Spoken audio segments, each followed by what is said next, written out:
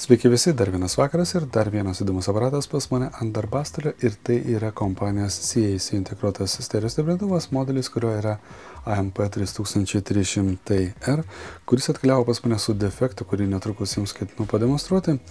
Ir tai yra pakankamai įdomus aparatas, turintis unikalias savybės ir tame tarpe taip vadinama load effect free topologija, kurią galima sakyti taip sukūrė ir realizavo toks gana žinomas inžinierius Karlas Kandėjas, kuris yra taip pat ir bendrai įkūrėjas kompanijos BMC. Tai čia yra toks bendras kūrinys kompanijos CAC kartu su Karlas Kandėjos, tai yra būtent Kandėjos Engineering. Netrukus atidarysiu dangtį ir jums galėsiu pademonstruoti, kaip visą tai atrodo, kaip jisai aplamai yra realizuotas, galėsim truputėlį įdėmiau apžiūrėti jo topologiją. O defektas yra tos, kad jungas patį stiprintuvą, to jums iš grandinę, mes matome, kad skiriasi kairiojo ir dešiniojo stiprintuvo apsaugų atidavimo laikas. Mes matome, kad vieno kanalo apsauga jau yra atiduota, tai yra stiprintuvas iš principo yra pasiruošęs darbui. Kita mes matome, kad turime dar šiek tiek palaukti, kol jisai sušyla, kol pasiruošia, kol stabilizuojasi visi procesai ir po kurio laiko jisai taip pat įsijungia ir kaip ir galima būtų naudotis jau aparatu. Apsauga atiduoda, mes matome, kad viskas veikia, visas kitos funkcijos. Tai dalykas yra toks, kad man reikia išsiaiškinti, kodėl vieno ir kito kanalo apsaugų atidavimas atsilieka vieno nuo kitos ir tai bus pakankamai įdomus užsiėmimas. Netrukus nukelsiu dangtį ir galėsite pamatyti patys. Nuėmus viršutinį dangtį mus pasitinka štai toks vaizdas šio stiprintuvo ir mes galime dabar trumpai susipažinti su jo topologija, o vėliau galėsime atidžiau apžiūrėti kiekvieną iš čia esančių modulių, nes vėlgi čia bandysiu viską ardyti, apžiūrėti ir pasiaiškinti defekto priežastį. Tai bendrai stiprintuvas dalinasi į kelias dalis. Tai mes matome tinklo maitinimo dalis, kur pas mus ateina maitinimo laidas į standartinį lizdą, kuris vėliau atlieka įtampos ir tinklo, būtent įtampos ir srovės perdavimą į transformatorių maitinimą. Mes matome, kad ant vienos iš čia esančių plokščių yra net padaryta atskira dalis, būtent sujungimo pirminės apjos. Mes matome, čia yra slopinantis kondensatoriai, taip pat matosi termistorius yra naudojamas ir taip pat sujungimo mygtukas, kur mes matom laidas keliauja tiesiai iki pat mygtuko, kuria taip pat matosi yra dar vienas kontaktas, kuris kažką sujungia būtent valdymo plokštį. Ir čia mes taip pat ant plokštės, kurie vyksta pirminės apjos komutacija, matome ir kitus komponentus, tame tarpe ir įėjimo grandinės dalį, tai yra nebalansiniai įėjimai, kurie yra lydimi kiekvienas iš jų atskira relė. Tai reiškia, kad įėjimas yra uždaromas arba atidaromas pasirinkus vieną iš čia esančių programų. Tas labai yra gerai, kadangi signalas niekur toliau realių nekeliauja. Tai šioje vietoje signalas yra uždaromas, tai yra nenaudojamas kanalas yra uždaromas ir atidaromas yra tik tas kanalas, kuris yra naudojamas. Tai tarp nebalansinių taip pat mes matome porą yra balansinių laidų ir taip pat mes matome nebalansinių išėjimo vienas iš terminalo, nes šis stiprintuvas, kaip suprantu, gali būti naudojamas kaip ir pradinis, nes yra controller, power amplifier, čia matosi per brūkšnelį. Toliau mes matome, kad signalas jau iš būtent įėjimo dalies patenka laidais tiesiai jau į stiprintuvo modulius vieną ir kitą. Ir čia mes matome taip pat yra prijungtas garso reguliavimas. Ir garso reguliavimas čia vyksta pakankamai įdomiu principu. Jis nėra kaip įprastas būtent rezistyvinis valdymas. Tai yra, kai paduodamas signalas praeina atenuacijos pakopą ir sumažina tas garso lygis, vėliau patenka sumažintas ir nuslopintas garso lygis, vėliau garso signalas patenka vėliau į stiprintuvas. Šiuo atveju viskas vyksta kiek kitaip, nes būtent šiame stiprintuve nėra reguliuojamas pats garsas, būtent ta paprasta rezistyvinė varža, o reguliuojamas yra būtent pačio stiprintuvo stiprinimas, tai yra geinas yra reguliuojamas, tai yra vieno ir kito kanalo. Tai reiškia, kad signalas ateinantis iš įėjimų patenka tiesiai į stiprintuvo, kur neslopinamas, tai yra jis nepraeina pro pačio potenciometro dalį, nes potenciometras, kuris čia yra naudojamas, jis yra skirtas būtent geinio reguliuoti kiekvieno iš čia esančių stiprintuvų. Tai čia mes turime du vienas virš kito sustakintus modulius, kurie yra atsakingi už kiekvieną kanalą atskirai. Ir čia mes turime balansinį stiprintuvą, nes matosi, kad laidai išeinantis iš vienos ir kitos pusės yra praktiškai turintis potencialą groundo atžvilgių. Vat, ir mes turime vieną kanalą stiprinantį vienoj fazėje, kitą dalį stiprinantį priešingoje fazėje signalą.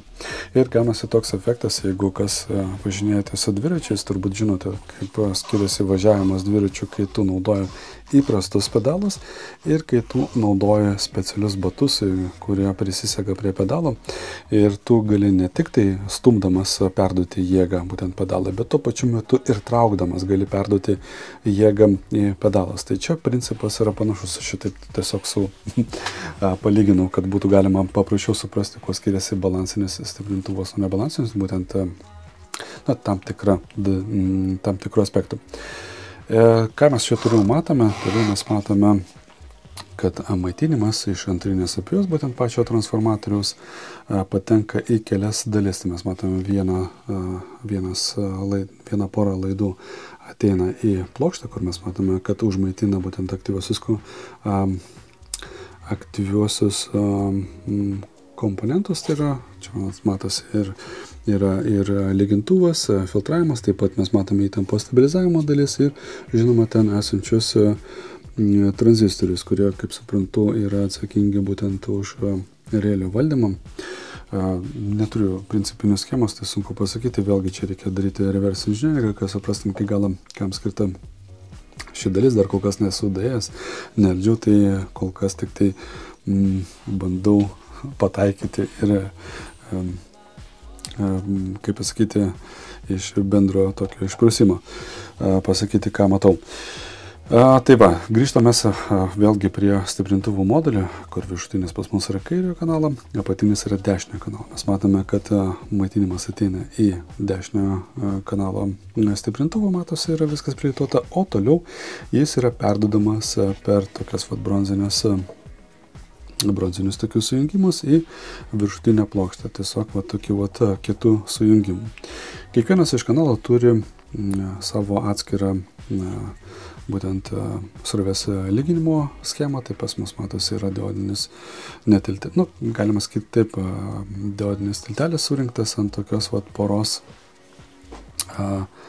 atskirų galingų pakankamai diodų, tai yra išlyginama būtent srovė, vėliau jinai yra filtruojama atskirai čia patalpintais elektolitinis kondensatorius, kuri talpa kiekvieno yra 2200 mikrofarado ir 35 voltams reitinguotas, nes mes matome, kad maitinimo įtampa čia ateina būtent kintamos srovės, ateina skirtingų lygių, tai yra 22 voltų ir 14 voltų. Tai kaip suprantu, dalis iš šios įtampos yra skirta būtent įtampos stiprintuvui, kita dalis yra skirta jau srovės stiprintuvo dalį. Toliau pas mus matosi, vėlgi čia yra reguliavimas maitinimo įtampų ir toliau jau yra pakankamai įdomus modulis, kuris matosi, kad prisisega čia netgi specialiai. Va taip jis yra surinktas, matosi, kad yra naudojami visi SMD komponentai. Tai pabandysiu priartinti, kad parodyčiau, kad jis yra pagamintas vėlgi Candeas Engineering, tai praktiškai čia visas stiprintuvas yra suprojektuotas ir pagamintas būtent Candeas Engineering. Tai kiekvienas iš esančių stiprintuvo modelių, taip pat maitinimo, nemaitinimo, čia toks komutacinis irgi matosi, kad yra Candeas pagamintas, jo, Design by Candeas Engineering kompanija CERC. arba CAC. Tai va, tai man reikės įsiaiškinti, kaipgi čia viskas vyksta su šių stiprintuvo įtampos stiprinimo moduliais, taip vadinamas LEF arba Load Effect Free moduliais, kurie taip pat yra skirti ne tik tai atskirai sustiprinti įtampai, atrišus ją nuo srovės stiprinimo dalies, kuri yra pakankamai, kaip pasakyti, negaliu pasakyti jautri, bet priklausoma, sakykime taip, nuo apkrovos. Tai yra, gali būti, kad dėl didelės apkrovos gali būti įtampos svyravimai ir tam, kad tie įtampos svyravimai nepersiduotų vėliau į būtent įtampos stiprintuvą, tai čia yra padaryti dvi atskiras pakopas. Tai va, toks va yra dalykas. Ir tuo pačiu metu šioje schemoje, kadangi mes turime dvi atskiras pakopas ir tuo pačiu metu galima atsisakyti būtent taip vadinamo atbulinio neigiamo ryšio grandinės, kas vėlgi truputėlį pagerina ir garso charakteristikas ir taip pat turi pakankamai daug įtakos stiprintuvo stiprinimą, tai yra pačiam geinui.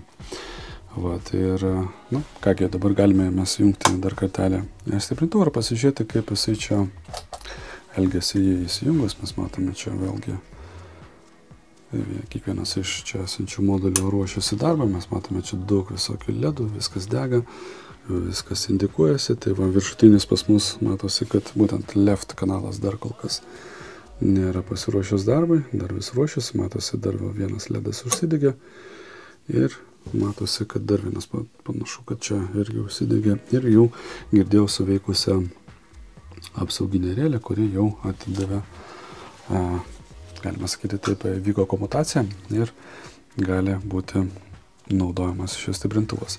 Taip pat aš matau, kad čia yra naudojamas ir dar termo apsauga, nes jinai leidžia stiprintuvą išjungti, jeigu kažkas eina ne pagal planą ir radiatorius yra per daug įkaitęs ir mes matome, kad jisai labai veikia paprastu būdu, tiesiog atjungia maitinimo grandinį, jeigu pereina būtent tą lygį temperatūros, kuris yra nepriimtinas šio stiprintuvo veikimo.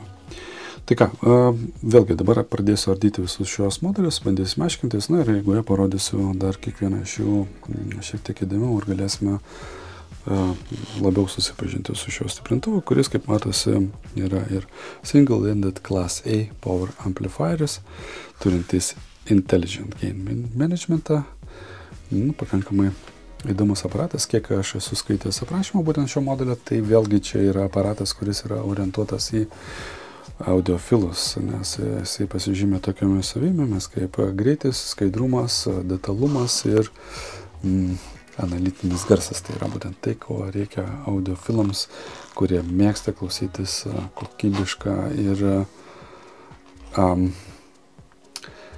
rafinuotą garsą, tai, kuris yra greitas, detalus ir aiškus. Tai va, toks yra momentas.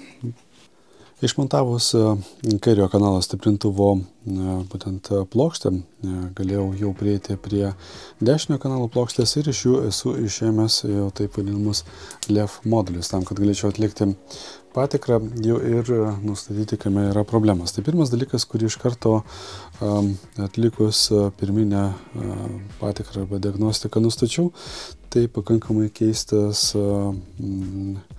keistus parametrus pačių elektrolitinių kondensatorių, kurie čia yra naudojami būtent SMD korpuse. Štai taip atrodo jie. Šiuo metu yra išmontuoti iš vieno iš modulių ir aš manau, kad situacija gali šiek tiek pasikeisti, nes būtent tas kanalas, kuris matėsi, jog atiduoda apsaugą šiek tiek vėliau, panašu, kad gali būti ir geras, o tas, kuris atiduoda pakankamai greitai, gali būti ne visai tvarkingas, nes būtent šis modelis yra iš dešiniojo kanalo, kurį mes matome, kad veikia pakankamai greitai, atidavinėjo apsaugą. O modelis, kuris vėlavo, yra būtent kairiojo kanalą, kuriame jau spėjau pakeisti kondensatorius, tos pačius elektrolitinėse SMD korpusuose, tik tai dar nespėjau išvalyti fliuso likučio, tai matosi, kad viskas tvarkingai čia buvo sulituota, liko tik tai išvalyti šiek tiek ir šiaip niekas neapsilydė, viskas tvarkingai čia yra padaryta, lygiai ta pati situacija bus ir čia, reikia tik tai nuimti lydmetalio perteklių ir sulituoti, bet prieš tai parodysiu, apie ką eina kalba. Tai paimkime mes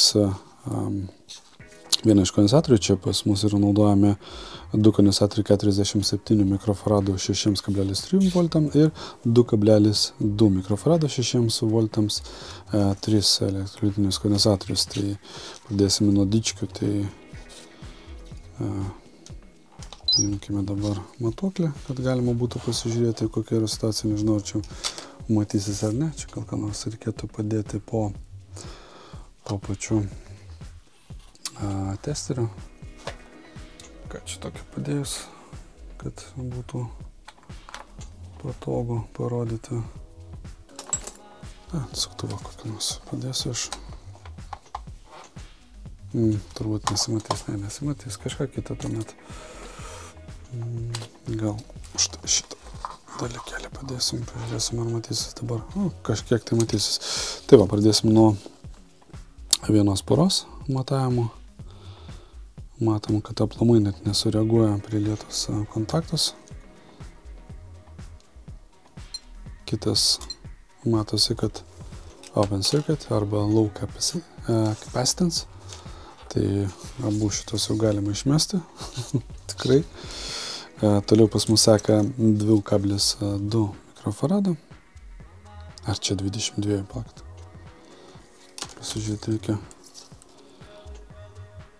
Jo, 22. Ok, pasimatuokime šitos. Vienas iš visų matosi net nematuojamas yra ir matosi, kad yra išbėgusio elektrolito požymiai, kurie matosi yra prie vienos iš kojelių ir taip pat visą tai matosi ant plokštės čia šioje vietoje. Yra toks vat išbėgusio elektrolito dalies. Toliau mes matuojam kitą, o iš viso irgi niekaip nesireaguoja. Dar vienas. Nu, nėra ką sakyti, visi yra blogi, visus reikia keisti. Pasižiūrėkime dabar, kaip atrodo kiti kondensatoriai, kurie čia turėtų būti sumontuoti. Nauji, sakykime taip. Na, mes matome, kad yra pakankamai neblogai čia. Kita, čia bus 47 mikrofarado. Pažiūrėkime. 45, 4,8 ohmų. Nu va, kaip ir viskas gerai. Čia su naujais, tai naujų sumontuosiu. Ir galima bus viską sujungti ir patikrinti, kaip elgiasi plokštė. Panašu, kad visas stiprintuvo remontas apsiribos tik tai LEF modulių servisu. Tai buvo pakeisti elektrolitiniai kondensatoriai, iš kurių keletą buvo tokių, kur jau su net išbėgusiu elektrolitu. Ir viename kanale matėsi, kad greičiau suveikia apsauga, kitam šiek tiek lėčiau. Tai tam, kuriam yra greičiau ir greičiau atiduodavo apsaugą, pasirodo buvo blogiausia situacija su pačiais elektrolitiniais kondensatoriais, o tam, kuriam šiek tiek vėliau atiduodavo, buvo geresnė biškį situacija su tais pačiais elektrolitiniais kondensatoriais, kuriuos jau irgi spėjau pakeisti, sulituoti. Viskas čia atsistoja gražiai savo vietas, nu žodžiu, kaip gamykliškai plokštės atrodo. Patikrinau visus pasyvius ir aktyvius komponentus, tai tranzistoriai, rezistoriai, diodai, viskas buvo patikrinta iš eilės, kiekvienas iš jų. Užtrukau, bet norėjau būti tikras, kad viskas yra gerai. Na ir taip pat buvau jau spėjęs ištestuoti su taip vadinamu component checker. Matosi, kad jisai rodo man, kokia yra situacija su šiais moduliais. Aš juos tiesiog, čia galima sakyti, taip yra palyginamieji testai, kurių metu aš matau, kaip reaguoja ir keičiasi įtampos kritimo charakteristika. Čia yra kaip paduodamas žemo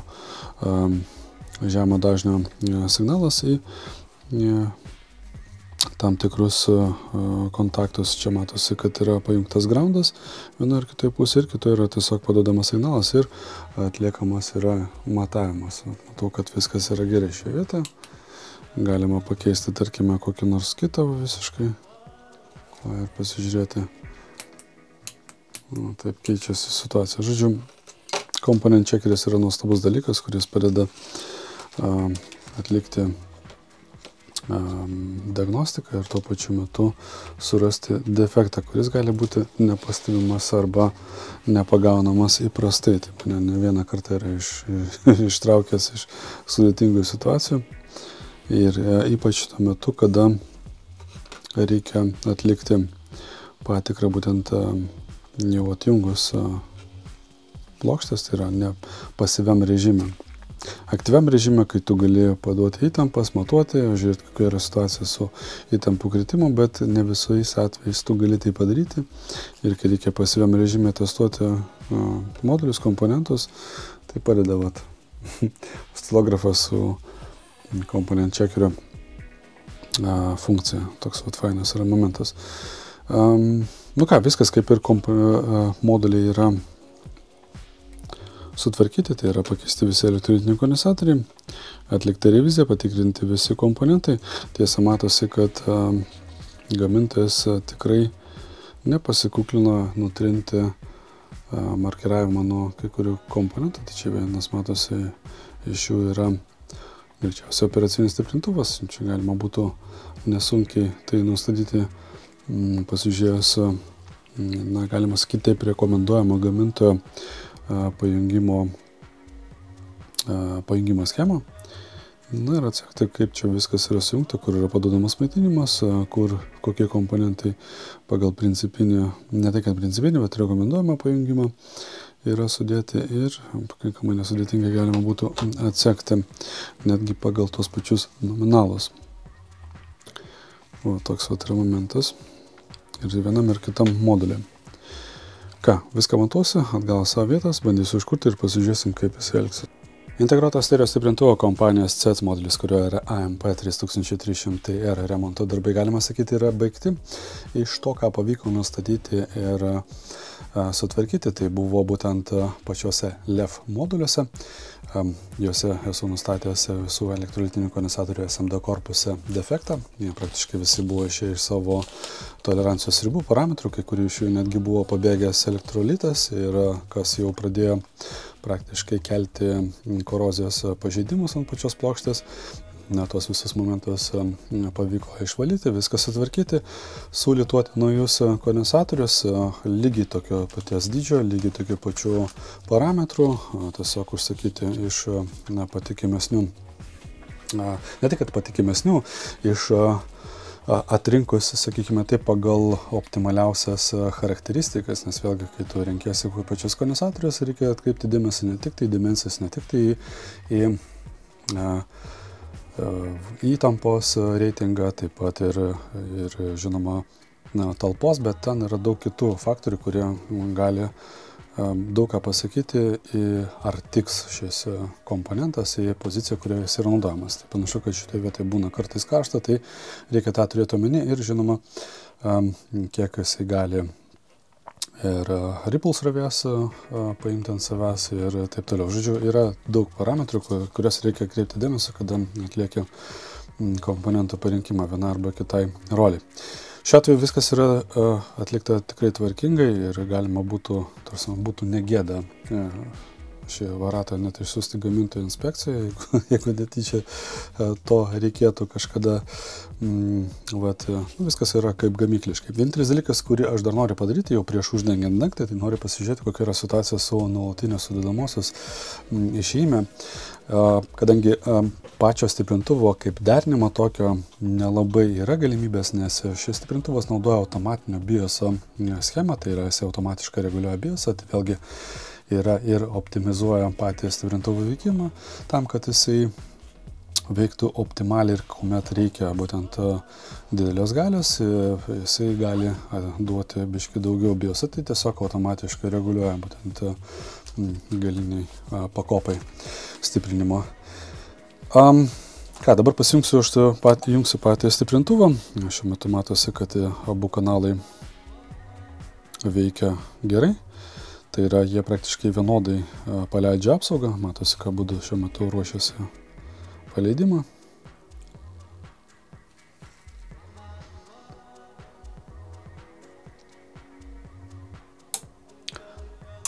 Vienas ir kitas matosi, kad abudu praktiškai ten sekundės atsilikimo tik tai atidavė apsaugą, viskas šioje vietoje yra gerai.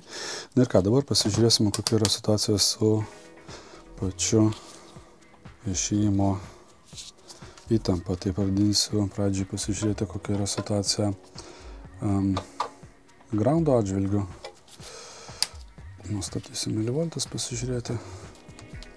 DC 37 pliuso minus. Tai plius, tai minus, šitaip irgi fluktuacija vyksta. Pasižiūrėkime dabar, kokia yra situacija tarp abiejų gnybtų, kiek mes turime nuolatinės sudedamosios be apkrovos. Šiuo metu matosi, kad jinai yra tikrai nedidelė, labai viskas čia tvarkoj. Panašu, kad stiprintuvas vėlgi čia, kol sušils, kol stabilizuosis visi procesai, tai gali šiek tiek užtrukti ir jisai, išsilygins. Ir turėsime mes praktiškai nulį. Mes matom, kad ryžtingai mažėja nuolatinės sudedamosios dalis, būtent išėjimo pačiam, jeigu mes matuojame tarp pačių gnybtų, tai yra minus ir pliusų. Jeigu mes respektyviai žiūrėsime, tai prie groundo pačio, tai matosi, kad viena vieta gali mažėti, kitoje vietoje gali didėti. Svarbiausia mums yra, kad gnybtų būtų kuo arčiau nulio. Čia viskas yra gerai, tikrai yra saugu jungti prie akustinių sistemų. Čia taip pat matosi, kad viskas yra gerai. Mes turime praktiškai artėjant viską, įtampos nuolatinės sudedamosios įtampa, artėjantį prie nulio. Praktiškai čia mums matosi, kad viskas yra balanse. Viskas yra gerai, šioje vietoje matau, kad yra saugu jungti akustinės sistemas. Trukus viską paimsiu ir bus įdomu paklausyti, kaipgi skamba šis stiprintuvas, nes daug yra gražių aprašymų apie šio stiprintuvo skambesį, taip pat nekatrauju įsitikinti to pats ir pasidalinsiu su jumis savo įspūdžiais. Dar galima pasižiūrėti iš kitos perspektyvos, šiek tiek tai mes matom dabar, kaip atrodo įjungimas pats, viskas atrodo gerai per abu kanalus. Šiuo metu stiprintuvas ruošiasi darbui, matosi, kad ragina palaukti. Abu kanalai praktiškai vienu metu suveikia, viskas yra gerai. LEF moduliai veikia tinkamai, tvarkingai. Aš jums čia švietimą, kad galėčiau atidžiau parodyti. Visas indikacinės lemputės dega. Žodžiu, viskas taip, kaip priklauso. Netrukus uždengsiu dangtį, jungsiu jau prie savo sistemos, noriu paklausyti, kaip jis skamba ir pasidalinsiu su jumis savo nuomonę. Užbaigus šios stiprintuvo serviso darbus, buvau kelias dienas pasijungęs jau savo pagrindinę sistemą tam, kad galėčiau atlikti kokybės kontrolę, tai yra pasiklausyti ir įsitikinti, jog aparatas veikia tinkamai ir gerai, daugiau jokių problemų neišlenda ir tuo pačiu metu susipažinti su jo skambėjimo charakteristikom. Ir galiu pasakyti, kad aparatas tikrai labai fainai skambantis. Tai pirmas dalykas, kuris visuomet stengiuosi aš kažkokį tai vieną akcentą išreikšti iš skirtingų aparatų, nes čia vėlgi gali daug labai pasakoti visokių potyrių, pojūčių, įspūdžių ir panašiai, bet šis labai skambėjo labai rafinuotai ir labai jaukiai. Tai aparatas, kuris iš karto man, jeigu jį reikėtų apibūdinti vienu žodžiu, tai yra labai jaukiai skambantis aparatas, tai jisai yra detalus, bet nėra įkyrus ir tuo pačiu metu turintis labai gerą stereo separaciją. Jaučiasi labai daug atskleidžiamų garse detalių, nes vėlgi čia vėl stiprintuvas, kurio garsas reguliuojasi ne atliekant rezistyvinį reguliavimą ateinančio pačio signalo, o reguliuojant jau stiprintuvo gainą. Tai tas labai jaučiasi, nes nepasislėpia tos smulkiausios detalės, jos labai puikiai yra atkuriamas šio stiprintuvo, matyti ir tas LEF modulis irgi turi savo įtakos, kad ir kaip jisai nerimtai atrodo, gali pasirodyti iš išorės, nes yra tokių momentų, kurie vėlgi matosi, jog gamintojas truputėlį pataupė ir neskiria pakankamai dėmesio rafinuoti tam tikrus konstrukcinius elementus, kaip pavyzdį galiu parodyti viršutinis dangtis, jis šiaip pagal idėjas jisai turėtų būti numatytas aparatui tokiam, kad galėtų į priekinį fasadą šiek tiek būti įstumtas, o dėja, bet priekinis fasadas matosi, kad absoliučiai yra lygus, ir jisai tiesiog atsiremia viršutinę savo dalimi, kuri yra šiek tiek ilgesnė negu likusi dalis, ir matosi, kad toks yra tarpas vienoj ir kitoj pusėje atitinkamai. Žinoma, dažų sluoksnis matosi, kad vieną kartą jau atsukus, jau nedaug dievė, jeigu ten nėra kokios tarpinės ar kažką, matosi tokie jau dažų pažeidimai. Ir čia jau irgi matosi, prieš tai buvo užfiksuoti. Tiesiog matau, kad yra labai plonas dažų sluoksnis ir aparatas labai greitai susibraižytų tinkamai su juo nesielgiant. Tai nepaisant viso to, man labai patiko ir galiu pasakyti, kad aparatas yra vertas tų savo pinigų, nes šiai dienai, kai filmuoju jo servisą ir tuo pačiu metu apžvalgą trumpą, jo rinkos kainos yra 400 ir 700 eurų diapazone, priklausomai žinoma nuo stovio. Ir aš drąsiai galiu pasakyti, kad aparatas tikrai yra vertas tų savo pinigų dėl savo skambesio, nes kiek teko klausyti skirtingų stiprintuvų, kurių kainų, sakykime taip, diapazonas yra jau ten su 3.0, tarp 3 ir 4.0 zonų.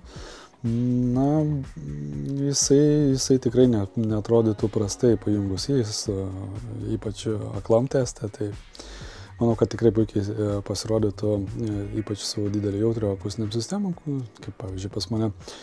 Tikrai atsiskleidė labai fainiai, parodė savo dinaminės charakteristikas, detalumą, visus kitus momentus, kuriuos jau spėjau išvardinti. Ir, šim kartui tiek, aš manau, gal trumpai dar prabėgsim, parodysiu aš jums jo funkcionalą, tai yra, nespėjau dar parodyti iš visų pusių šį stiprintuvą, tai jungusiai matosi, kad jisai šiuo metu ruošiasi darbui, vyksta apšilimas, komponentų stabilizuojasi visi procesai. Ir kai tik tai yra paleidžiama apsauga, mes matome, kad dar yra mutas, taip vadinamas, kuris atiduodamas yra tuomet, kada jau pilnai visiškai paruoštas yra aparatas darbui. Vienas iš momentų, kuris man patinka ir yra faina, kad yra numatytas konstrukcija, kada tu pereini tiesiog per kanalus ir automatiškai jungiamas mutas. Garso reguliavimas irgi yra pakankamai malonus, turintis nedidelį pasipriešinimą. Langelis būtent remūtui skirtas su papildoma indikacija, jeigu yra atliekamas koks nors reguliavimas, pavyzdžiui, su nuotoliniu valdymo pulteliu. Mes matom, kad įsižiebia virš esantis LEDas, ir atliekamas yra reguliavimas. Šiuo atveju gali būti kanalo pasirinkimas, garso reguliavimas ir mute aktyvavimas. Tai jisai atrodo iš priekio. Trumpai dabar pasižiūrėkime, kaip jisai atrodo iš galo, tai aš jį apsuksiu. Kaip ir sakiau, yra tokių momentų, kur tu paimi ir jauti, kad kai kuriam konstrukcijos dalim nebuvo skirta labai daug dėmesio tam, kad galima būtų pakelti šio stiprintuvo, sakykime taip, kainą. Bet visi kiti svarbiausi dalykai, jeigu mes neimsime į dėmesį korpusą, tarkime, kaip akustinių sistemų išėjimo terminalai, matosi, kad visi paauksuoti yra įėjimo terminalai. Taip pat mes matome XLR įėjimų porą, tai reiškia, kad mes galime tiesiai balansinius įėjimus, balansinį signalą paduoti. Ir Akustinių sistemų pajungimo, būtent išėjimo, tie patys terminalai matosi taip pat, kad yra labai kokybiški, yra papildomai užizoliuoti. Tikrai aparatas atrodo gana solidžiai, turint omeny jo pajungimus ir tarp viduje esančių komponentų sudėtį. Gana neblogai atrodantis aparatas ir tikrai yra gerai skambantis. Na, va taip pat turėjome puikią progą susipažinti su juo. Dar kartelį prabėgam, pasižiūrim. Lizdas, matosi įėjimo grupė visa, tai pas mus yra tape AUX 2, AUX 1, tuneris, taip pat mes turime tape record, arba taip vadinamas išėjimas, ir vienas iš balansinių porų pajungimas. Tai čia pas mus bus CD kanalas ir dvi akustinių sistemų pajungimo poras. Nėra čia jokio nebeampingo, nieko. Aparatas yra absoliučiai balansinis, kuris nebalansinį paduodamą signalą verčia į balansinį ir vėliau sustiprina ir atiduoda į išėjimą. Tai štai taip atrodo šis fainiai skambantis aparatas. Tai va, iki kitą kartą, iki kito įdomus aparato apžvalgos arba serviso reportažo.